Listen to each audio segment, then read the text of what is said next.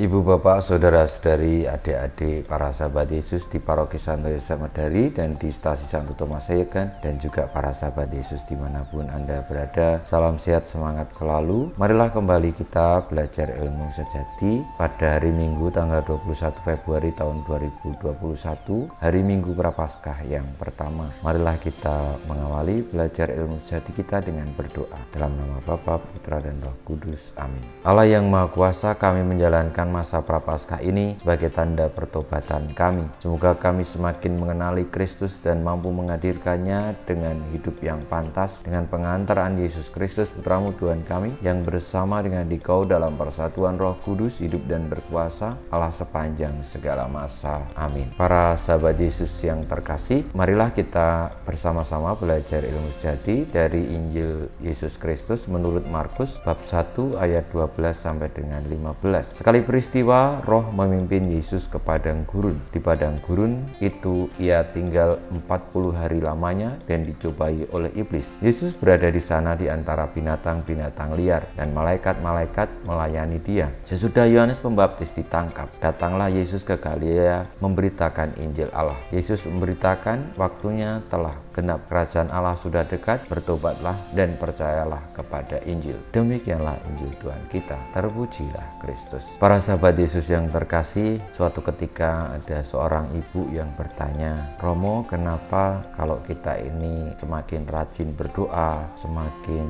rajin membaca kitab suci, semakin rajin untuk mendekatkan diri kepada Tuhan, godaannya juga semakin banyak? Rasanya seperti tidak mudah dan berat untuk terus bertahan dalam situasi itu." Saudara-saudariku, memang demikianlah halnya. Yang namanya setan, iblis itu tidak pernah suka ketika orang lalu mulai dekat dengan Tuhan, ketika hati manusia itu selalu diisi oleh kebaikan Tuhan yang hadir untuk menyelamatkan umatnya manusia. Dan godaannya itu bisa bermacam-macam, entah godaannya berupa pengalaman yang menyakitkan, entah godaannya berupa tidak mendapat tanggapan yang baik dari orang lain. Apa yang kita buat sudah baik dan diupayakan untuk semakin baik. Kiranya itu pula yang dialami oleh Tuhan Yesus ketika ia mengawali karyanya dengan pergi ke padang gurun selama 40 hari untuk mendekatkan diri kepada Tuhan, untuk menyelaraskan diri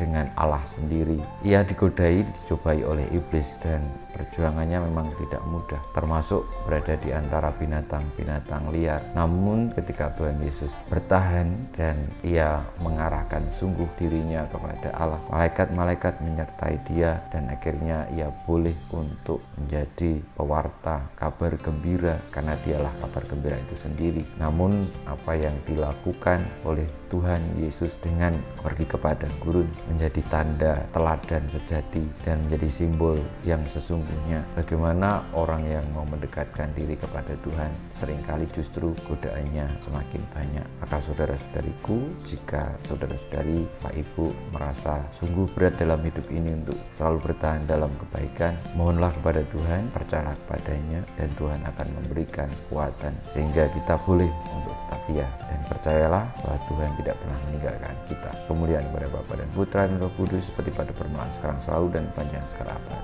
Amin. Ya Yesus, jadikanlah hati kami seperti hati-Mu. Tuhan bersamamu dan bersama Roh kita, semua hidup kita, karya-karya kita, perjuangan kita untuk tetap setia bertahan dalam mewartakan Injil kebenaran Allah, senantiasa dibimbing, dilindungi, diberkati oleh Yang Maha Kuasa, Bapa, Putra, dan